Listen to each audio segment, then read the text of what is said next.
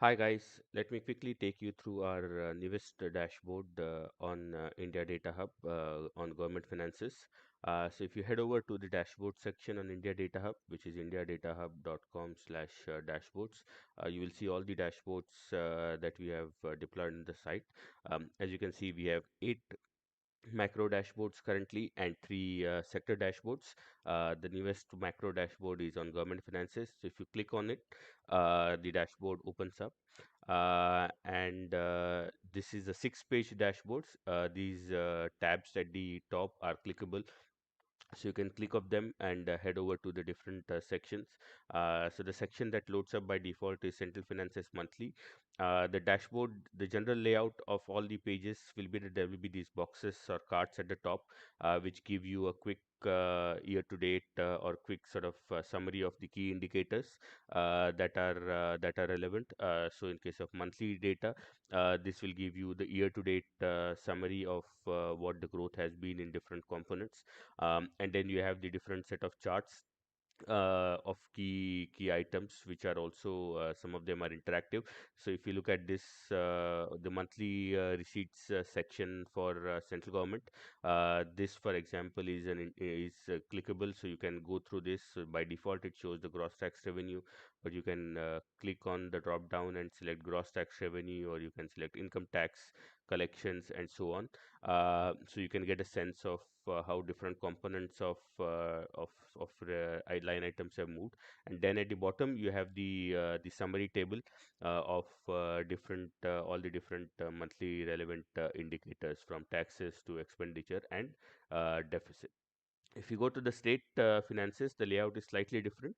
Uh, it gives you the first row of boxes gives you a year-to-date aggregate summary, which is an aggregate of about 18 large states.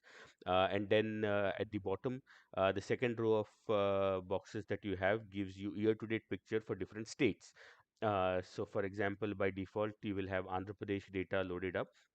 So you see, compared to central government aggregate data, how have total receipts for Andhra Pradesh changed? And you can sort of use this drop down and click through sort of each of the individual states and see, compare how and that state compares to the aggregate picture. And then again you have this the next row of charts is receipts and expenditure, sort of the key headline indicators. And again you can use this drop down and select which state you want. So you can click on, let's say, Bihar, and you will see the receipts and expenditure, and all of the data is now for Bihar.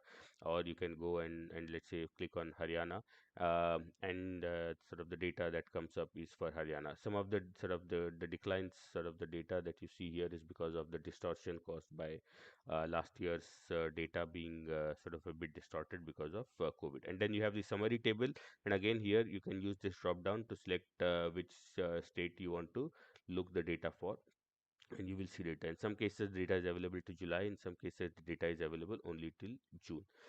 Then we have the central government annual metrics.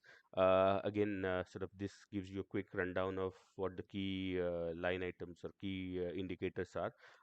And you can use sort of scroll through the receipt items, deficit items, and sort of get a sense of what the trends have been. So this is receipts, and you can go through individual line items for taxes. Then you have the expenditure, where you can go through key expenditure items from loans, advances, capital outlay, subsidies, interest payments, and so on.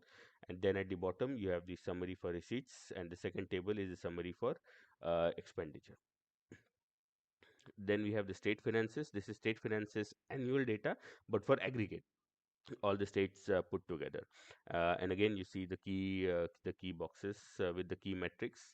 You can run through the drop down, through scroll through the different metrics from receipts and expenditure. So revenue, expenditure, you can get a sense of what the capital expenditure is. So these are all data is percentage of GDP, which is the most relevant.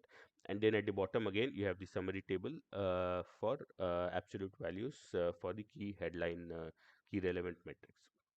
Then you go to the annual data for state wise, and you can sort of scroll through the different states here, and you will see all of this data for that particular state, from receipts as a percentage of that state's GDP, fiscal deficit, revenue deficit, and then the absolute summary as a percentage of GDP at the bottom.